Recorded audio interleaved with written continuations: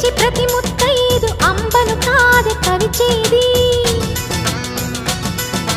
తన మదిలోని కలకలనన్ని అమ్మలకేగ తెలిపేది